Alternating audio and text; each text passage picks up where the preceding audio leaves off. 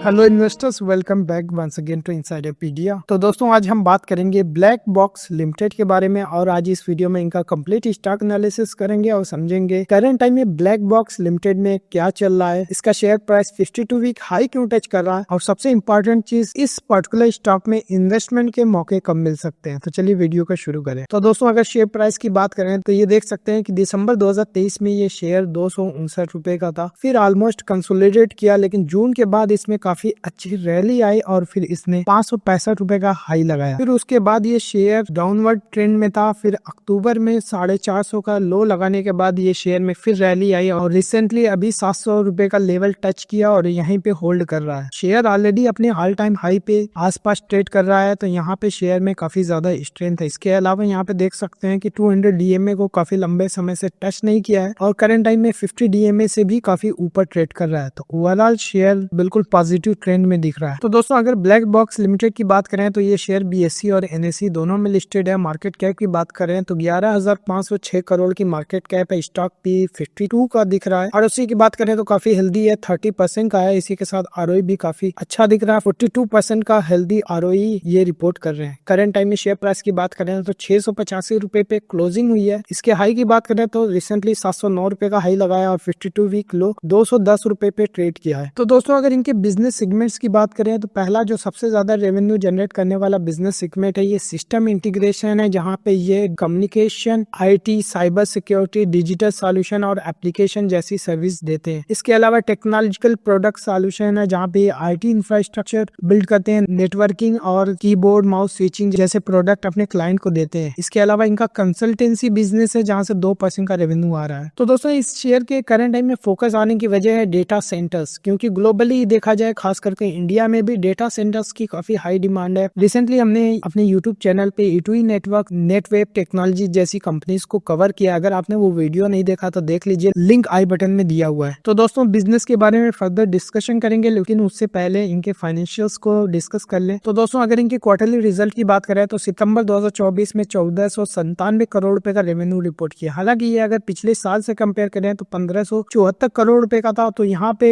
Year on year basis पे थोड़ा सा डी ग्रोथ देखने को मिली है। इसी के साथ पिछले क्वार्टर की बात करें तो 1423 करोड़ रुपए का रेवेन्यू था, तो यहाँ पे क्वार्टर ऑन क्वार्टर बेसिस पे थोड़ा सा ग्रोथ देखने को मिली है, लेकिन ऑलमोस्ट निग्लिजिबल सी ही ग्रोथ है। इसी के साथ दोस्तों, नेट प्रॉफिट की बात करें तो 51 करोड़ रुपए का नेट प्रॉफिट रिपोर्ट किया, जो कि पिछले साल से 32 करोड़ रुपए का था। अगर पिछले क्वार्टर की बात करें तो 37 करोड़ रुपए का इन्होंने नेट प्रॉफिट रिपोर्ट किया था। इसके अलावा ऑपरेटिंग प्रॉफिट मार्जिन काफी हेल्दी दिख रहा है, ये जो कि 7% का हुआ, फिर 8% का हुआ, अभी लेटेस्ट क्वार्टर में 9% का ऑपरेटिंग प्रॉफिट मार्जिन रिपोर्ट किया है। तो यहाँ पे operating profit margin increasing trend में दिख रहा है। इसके अलावा दोस्तों, अदर इनकम का कंपोनेंट देखें तो ये लगातार निगेटिव में और लेटेस्ट क्वार्टर में 17 करोड़ रुपए का अदर इनकम निगेटिव में शो कर रहा है। तो यहाँ पे मैनेजमेंट से डिस्कस करना जरूरी हो जाता है कि ये 17 करोड़ रुपए का नुकसान कहाँ पे हो रहा है। तो दोस्तों, इसके अलावा इंटरेस्ट का लेवल भी देख सकते हैं कि अगर इसको प्रॉफिट बिफोर टैक्स से कंपेयर करें तो काफी हाई दिख रहा है, जहाँ पे कंपनी 55 करोड़ रुपए का प्रॉफिट बिफोर टैक्स रिपोर्ट कर रही है, 32 करोड़ रुपए का इंटरेस्ट भी पे कर रही है। इसके अलावा डिप्रिसिएशन का लेवल भी काफी हाई दिख रहा है, यहाँ पे 28 करोड़ रुपए का डिप्रिसिएशन लेटेस्ट क्वार्टर में इन्होंने रिपोर्ट किया है। एक जो और चीज मैं हाईलाइट करना चाहूंगा, यहाँ पे टैक्स का कंपोनेंट देख सकते हैं कि काफी कम है, यहाँ पे 8% 6% का ही टैक्स दिख रहा है। अगर यूजुअली नॉर्मल टैक्स रेट की बात करें तो एक कंपनी 25 से 30% का कॉर्पोरेट टैक्स पे करती है, तो यहाँ पे इतना कम टैक्स रेट क्यों है, ये भी मैनेजमेंट से कंफर्म करना जरूरी हो जाता है, क्योंकि यूजुअली इतना कम टैक्स रेट होता नहीं है। तो दोस्तों, अगर इनके एनुअलाइज्ड रिजल्ट पे नजर डाले तो यहाँ पे देख सकते हैं कि मार्च 2022 में 5300 करोड़ का रेवेन्यू था, मार्च 2023 में 6200 करोड़ रुपए का रेवेन्यू हुआ, मार्च 2024 में कोई ग्रोथ नहीं हुई, अगेन 6200 करोड़ रुपए का रेवेन्यू था। अभी टीटीएम बेसिस पे सिर्फ 6000 करोड़ रुपए का रेवेन्यू है। तो यहाँ पे मैं देख रहा हूँ कि पिछले 2 फाइनेंशियल ईयर से कोई ग्रोथ देखने को नहीं मिली है। हालांकि नेट प्रॉफिट की बात करें तो 24 करोड़ से बढ़ करके 137 करोड़ रुपए हुआ। अभी टीटीएम बेसिस पे 170 करोड़ रुपए का ऑपरेटिंग प्रॉफिट मार्जिन इन्होंने रिपोर्ट किया। हालांकि यहाँ पे भी देख सकते हैं कि tax rate financial year FY24 में सिर्फ 12% का था, उसके पहले ये 20% का टैक्स पे कर रहे थे। तो टैक्स रेट यहाँ पे पिछले फाइनेंशियल ईयर में भी काफी कम दिख रहा है। इसके अलावा इंटरेस्ट का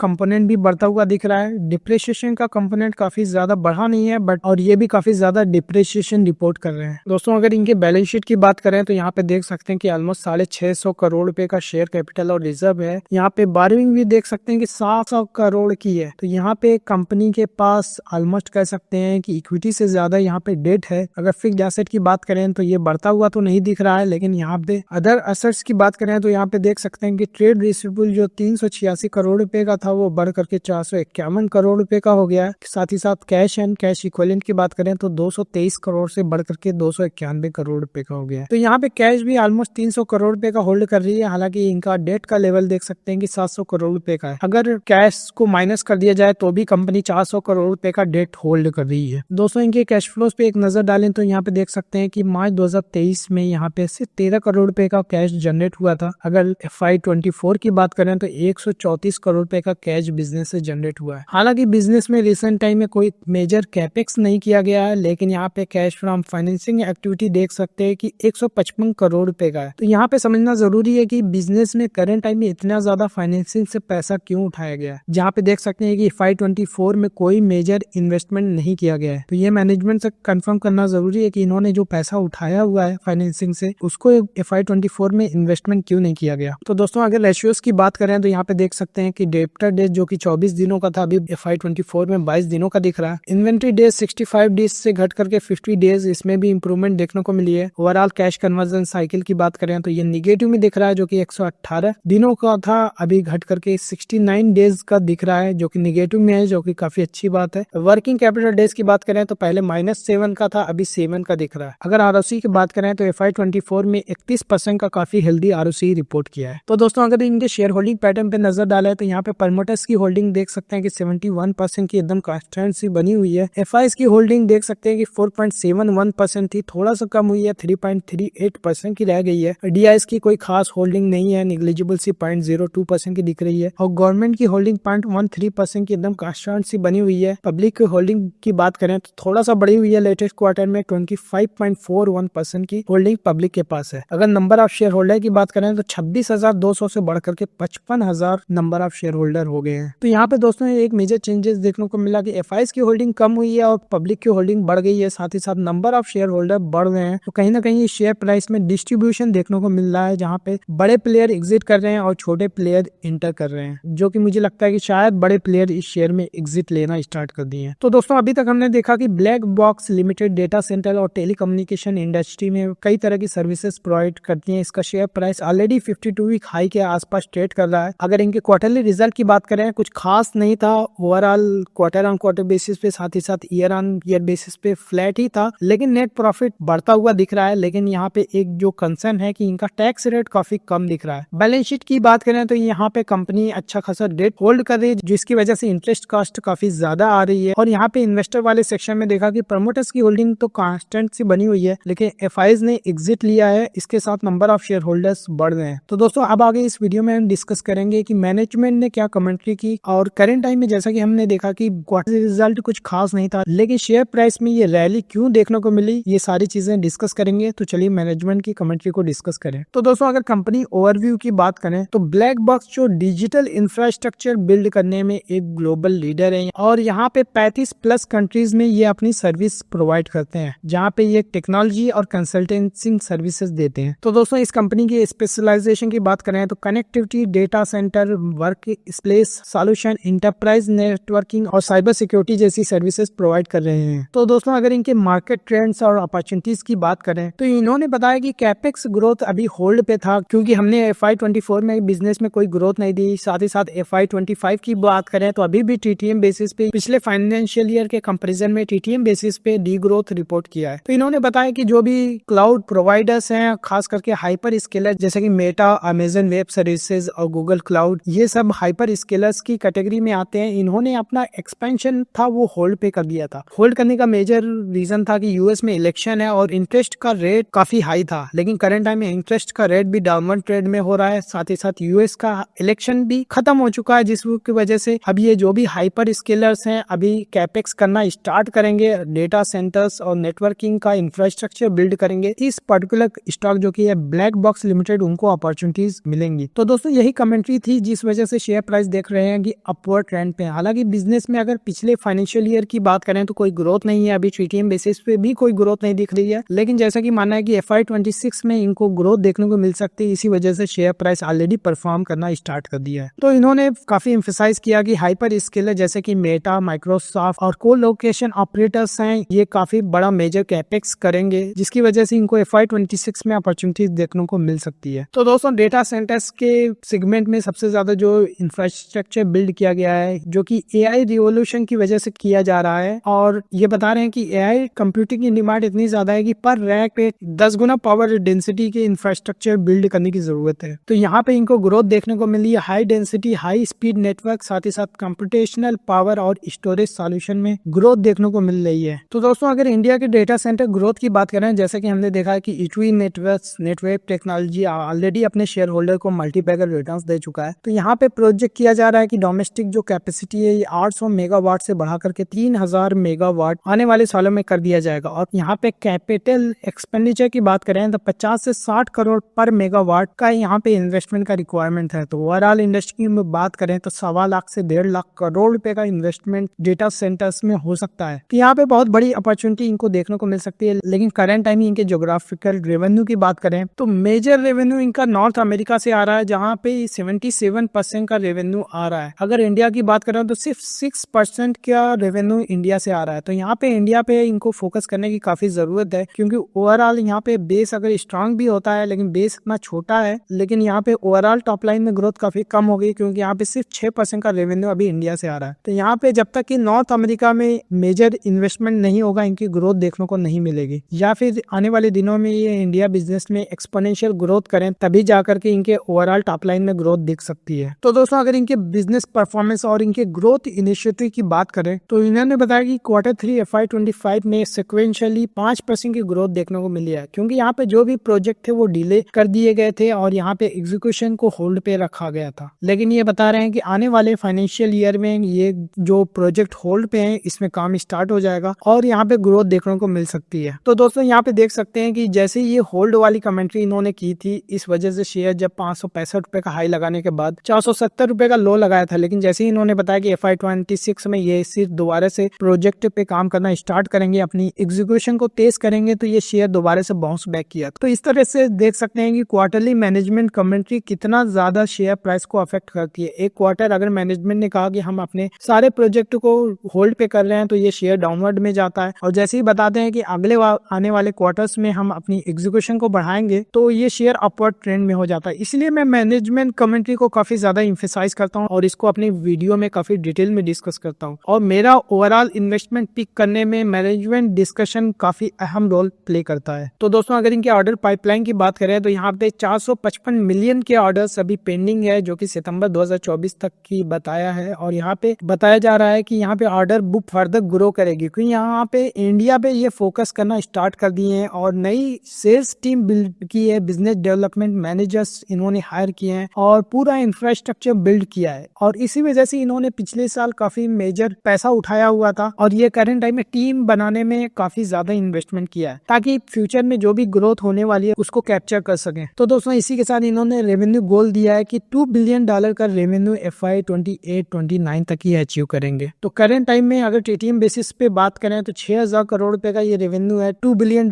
का मतलब है कि 16000 करोड़ रुपए का रेवेन्यू ये FY29 में एक्सपेक्ट कर रहे हैं। तो आने वाले 3 से 4 साल में ये कहीं ना कहीं रेवेन्यू को 3 गुना करने का प्लान कर रहे हैं। तो दोस्तों यहाँ पे आपको पर्सनली असेस करना पड़ेगा कि 3 से 4 साल में अगर 3 गुना रेवेन्यू होता है तो क्या ये बहुत हाई ग्रोथ इंडस्ट्री है या फिर इससे भी बेहतर अपॉर्चुनिटी आपको देखने को मिल सकती है। तो यहाँ पे ग्रोथ की बात करें CAGR टर्म में 30 से 35% की ग्रोथ देखने को मिल सकती है। तो मुझे लगता है कि ब्लैक बॉक्स लिमिटेड आने वाले दिनों में हाई बिजनेस ग्रोथ रिपोर्ट कर सकता है। इसी के साथ इन्होंने बताया कि डेटा सेंटर रिलेटेड रेवेन्यू जो करंट टाइम में 20% की है 25% तक टॉप लाइन में कंट्रीब्यूट कर सकती है। तो दोस्तों ब्लैक बॉक्स लिमिटेड पे फर्दर डिस्कशन करेंगे, लेकिन अगर आप एक पोर्टफोलियो बिल्डअप करना चाहते हो तो आप हमारी स्टॉक रिकमेंडेशन सर्विस को सब्सक्राइब कर सकते हो, लिंक डिस्क्रिप्शन बॉक्स में दिया हुआ है। इसके अलावा दोस्तों अगर आप पर्सनली कुछ डिस्कस करना चाहते हो कि आपकी इन्वेस्टमेंट जर्नी में कैसे मैं आपकी हेल्प कर सकता हूं, तो आप मुझे दिए हुए नंबर पे कांटेक्ट कर सकते हैं। तो दोस्तों इन्होंने इन्वेस्टमेंट किया है तो की इन्वेस्टमेंट और स्ट्रेटेजीज क्या है इनकी डिस्कस कर लें। तो इन्होंने फोकस किया है कि इनके जो टॉप 300 क्लाइंट्स हैं जहाँ पे IT स्पेंड ज्यादा है, खास करके AI